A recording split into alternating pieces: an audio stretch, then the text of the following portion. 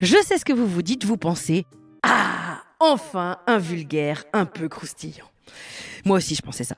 Et puis ensuite, j'ai pensé « Oui, croustillant, c'est peut-être pas le bon mot, hein ». Moi, les hémorroïdes, je savais pas bien ce que c'était. En fait, je pensais que c'était un truc de vieux monsieur, un peu comme les Charentaises et le fait de parler du lobby LGBT, du racisme anti-blanc et de la menace Sandrine Rousseau. Et c'est vrai qu'elle est terrifiante, Sandrine Rousseau. Ah bah, y a des politiques qui détournent de l'argent public, d'autres qui créent des fonds pour donner des sous à des potes, d'autres qui frappent des femmes, d'autres qui abusent de leur fonction pour avoir des faveurs sexuelles. Mais Sandrine Rousseau, elle assure un bien pour pouvoir voter dans l'arrondissement dans lequel elle se présente et dans lequel elle habite actuellement. Oh mon Dieu, quelle malfrate! Alors je dis pas que ce qu'elle a fait est bien, mais franchement, par rapport à tout le reste de la classe politique, on se calme. Il y avait peut-être pas besoin d'en faire tout un reportage sur France 2 en prime time. On se calme. Allez vous faire foutre. Bonsoir. Bon, et là vous vous dites peut-être, je trouve que vous pensez d'ailleurs beaucoup aujourd'hui, mais pourquoi elle nous parle de Sandrine Rousseau alors que c'est censé être un épisode sur les hémorroïdes ?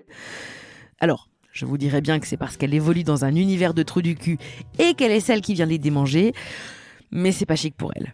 Donc, je reprends le cours normal de l'épisode. Moi, les hémorroïdes, je ne savais pas ce que c'était vraiment. Donc, ce que j'ai fait, c'est que j'ai regardé sur Internet et je vais vous expliquer ce que j'ai compris. Alors, sachez d'ailleurs que quand je dis « j'ai regardé sur Internet », je sens qu'il faut que je sois plus précise.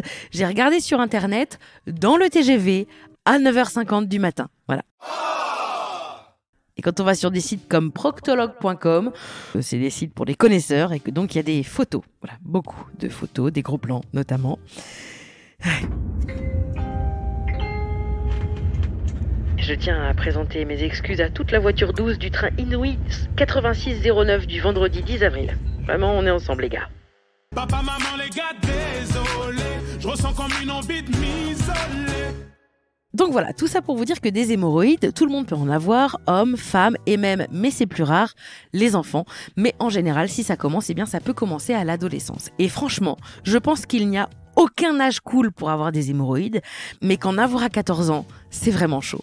Ça, c'est vraiment la vie qui te dit « Toi mon coco, tu vas devoir te forger un caractère parce que toi et moi, on va pas être copains. » Quand tu commences ta vie avec des hémorroïdes, t'as des grandes chances de la finir en muant et en ouvrant un compte TikTok avec des vidéos gênantes. En fait, t'as grande chance d'être Patrick Bruel finalement.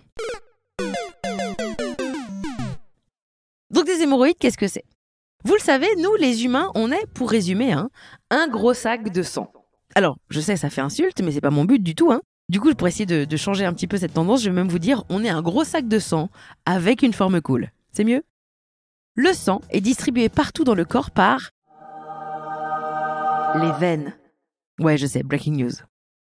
Il y a un endroit du corps qui a même carrément un réseau de veines qui sont particulières et qui s'appelle le tissu hémorroïdaire. C'est une sorte de tapis de veines qui se trouve au niveau de l'anus. Et ce qu'il faut retenir, c'est qu'en gros, au niveau de l'anus, c'est vraiment la fête de la veine, il y en a beaucoup. Et l'anus, c'est un muscle qui s'ouvre et qui se referme en fonction du moment de la journée ou de l'activité. Enfin, c'est des muscles qui sont tout au bout du système digestif après le rectum. Le rectum, ça sert à stocker le caca avant qu'on se dise « c'est le bon moment pour l'évacuer », en fonction bien sûr des conditions sociales dans lesquelles on est. Exemple de conditions sociales idéales, chez moi, quand ma meuf n'est pas là, ou qu'elle écoute de la musique et qu'elle est très loin. Fin des conditions sociales idéales. Exemple de conditions sociales pas idéales, des toilettes de camping qui résonnent vers 19h30 quand tout le monde prend sa douche, dont la porte a des ouvertures en haut et en bas quand il n'y a plus de papier toilette. Là vraiment, c'est l'horreur, c'est mon cauchemar. Surtout que c'est dans ce genre d'endroit qu'il est écrit « Merci de laisser l'endroit comme vous l'avez trouvé ». Il me rend ouf ce panneau. Pour moi, c'est vraiment l'angoisse absolue.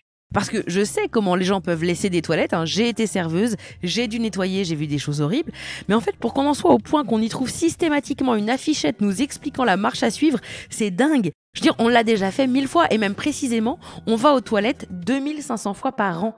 J'ai 37 ans, je vais bientôt passer la barre des 100 000, je sais comment on fait. Et si vous avez 10 millions, vous venez tourner à l'Élysée. Les toilettes, c'est vraiment le seul endroit où c'est admis qu'on va te parler comme à un teubé. Et parfois même, c'est les toilettes qui te parlent. Merci de ne me donner à manger que du papier toilette. Il me parle le truc. En vrai, on n'a pas besoin que des chiottes nous parlent pour savoir comment faire. À moins bien sûr qu'on n'ait pas de bol et qu'on est dans les chiottes à la turque. Où là, c'est vrai que quand tu vois le bordel, oui, un mode d'emploi ne serait pas de trop. Et je vois déjà des gens qui m'écoutent et qui vont m'écrire sur Instagram. Oui, mais c'est ce qu'il y a de plus hygiénique, les chiottes à la turque. Pardon, mais je vois pas en quoi pisser sur mes pompes toutes neuves parce que j'arrive pas à viser en étant accroupi dans un endroit déprimant qui pue et où des familles de pigeons habitent à l'année va être plus hygiénique. Vraiment pas. Mais je me calme, pardon, excusez-moi, je me suis un peu enflammée. Non, je sais, j'ai intérêt à me calmer parce que le karma, sinon on va m'envoyer un chiotte à la turque sur une aire d'autoroute ou j'en sais rien. Et d'ailleurs, spoiler alert, les chiottes à la turque, en Belgique, on appelle ça des chiottes à la française. Donc on peut se calmer, faisons pas trop les malins. Bon, mais revenons donc à nos hémorroïdes. Nous avons donc tous et toutes un tissu hémorroïdaire assez riche, j'allais dire assez chic, assez riche, des veines donc qui tapissent le canal anal. Bon. Il arrive que ces veines soient trop dilatées ou distendues, ou enflammées parce qu'on a un problème de transit comme la diarrhée ou la constipation. Et tout ça, en gros, ça vient abîmer les veines. Lorsque ça arrive, ça crée une petite boule de sang qui est bénigne mais gênante. Ça peut gratter, dans ce cas-là on appelle ça un prurit anal, qui est vraiment un mot charmant. Ça peut saigner, ça peut gêner lorsque l'on fait caca, et surtout, ça peut faire mal. Ça fait mal. Ce que je veux dire, c'est que ça a l'air d'être super relou d'avoir des hémorroïdes, mais que personne n'en est jamais mort. Par exemple, Louis XI a souffert presque toute sa vie des hémorroïdes, ce qui visiblement expliquerait pourquoi il avait un caractère de merde, mais voilà, il en est pas mort. En revanche, ça peut s'aggraver quand même et créer une anémie. Donc ça veut dire qu'on n'a pas assez d'hémoglobine contenant les globules rouges et qui donc servent à transporter l'oxygène vers tous les organes et les tissus du corps et qui participent à l'élimination du dioxyde de carbone. Donc en gros, quand on a une anémie, d'un coup on a du mal à respirer, à reprendre son souffle, on est fatigué, etc., etc. Ça peut aussi créer une thrombose hémorroïdaire. Donc en gros là, c'est des hémorroïdes empires. Tes petites boules de sang, elles sont bleues et c'est très douloureux. Donc en vrai, quand quelqu'un vous dit « j'ai des hémorroïdes », vous avez le droit de répondre « ah bah ça tombe bien, moi aussi », parce qu'en fait, on a tous ce tissu hémorroïdaire. En revanche, on n'a pas tous une maladie hémorroïdaire. C'est ça le truc. Et cette maladie hémorroïdaire, elle peut être externe ou interne, exactement comme au self au lycée. Il y a des internes et des externes. En gros, ça peut être soit visible à l'œil nu, bon bah là auquel cas, on voit sur ton anus en fait, soit ça peut être interne, dedans nous quoi. Il arrive aussi parfois que des gens aient des hémorroïdes internes, mais qui donc soient tellement distendus que en fait, ces hémorroïdes ressortent à chaque fois que les gens vont à la selle. Hello, it's me. Donc après, il faut les remettre. C'est vraiment hyper glamour. Very cool.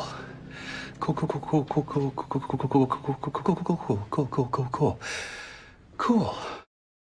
Faut savoir quand même qu'il y a des facteurs de risque pour les hémorroïdes. La diarrhée, par exemple, la constipation, les hormones de grossesse, le 3e trimestre de grossesse, un accouchement ou donc les règles. Mais en gros, le plus souvent, c'est quand même quand on pousse un peu fort, un peu trop fort quand on va à la selle. Pour l'info, d'ailleurs, j'en profite pour vous dire, la sodomie n'est pas un facteur de risque. Voilà. Mon amie Sodo, elle est parfois de trop. Mon amie Sodo, Moi, je l'aime. nous pas trop. Quoi qu'il en soit, si vous ressentez une gêne, si vous saignez, allez consulter.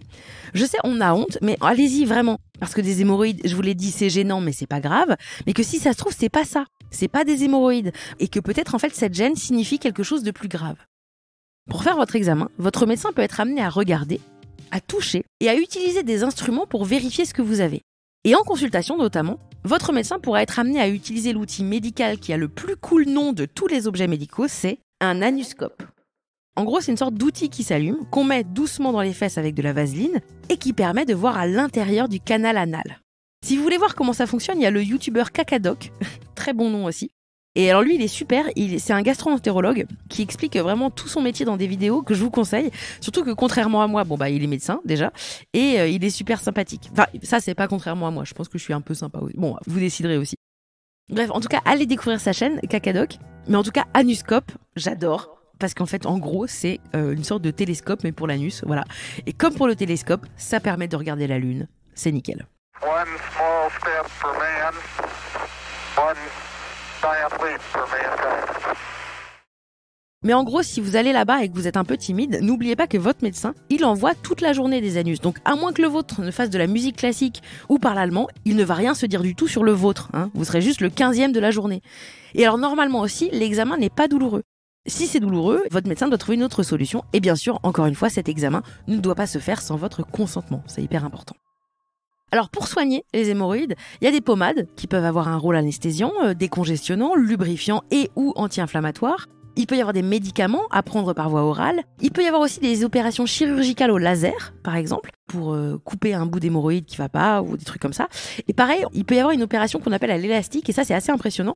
En gros, on met un élastique autour de l'hémorroïde et on attend que la partie qui du coup ne reçoit plus de sang parce que y a un élastique qui empêche le passage, elle sèche et donc elle tombe. Mais pour soulager tout ça, il y a plusieurs possibilités et celle qui revient le plus, c'est de faire des bains de siège. En gros, si vous avez trop mal, si ça vous gratte, eh bien vous pouvez vous asseoir dans une bassine d'eau froide pendant 10 minutes et ça va avoir l'action de resserrer les veines et ça va anesthésier un petit peu et donc aussi apaiser. Je suis allée sur le site femmeactuelle.com où ils donnent quand même une petite recette dans laquelle ils disent que même si vous faites un bain de siège, vous pouvez ajouter une infusion d'amamélis qui va venir resserrer les veines et qui a donc des propriétés anti-inflammatoires. Donc en gros, voilà, pour un très bon bain de siège, c'est un peu la fête des lettres, on vous conseille de faire un thé pour votre cul.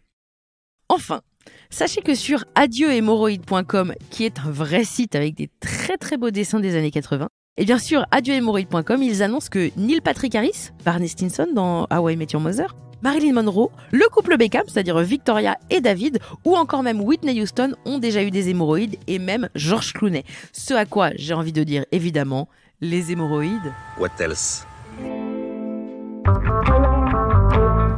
Voilà, ça c'était les hémorroïdes, mais en vulgaire. Ah, et sinon moi, je m'appelle Marine Baousson. J'ai écrit, enregistré et produit ce podcast d'après des articles et des vidéos dont vous pourrez trouver les références dans les petites infos qui l'accompagnent. Il a été réalisé avec amour par le merveilleux Antoine Ollier. La musique est du fantastique Guillaume Béra du collectif Branx. Les illustrations et la création graphique sont de la fabuleuse Juliette Poney. Je les remercie tous les trois. Enfin, Vulgaire, c'est tous les lundis, alors abonnez-vous pour ne rater aucun épisode. N'hésitez pas d'ailleurs à commenter, à mettre des étoiles, à vous abonner à mon Instagram et à bien vous brosser les dents tous les jours, c'est hyper important. Gros bisous et merci.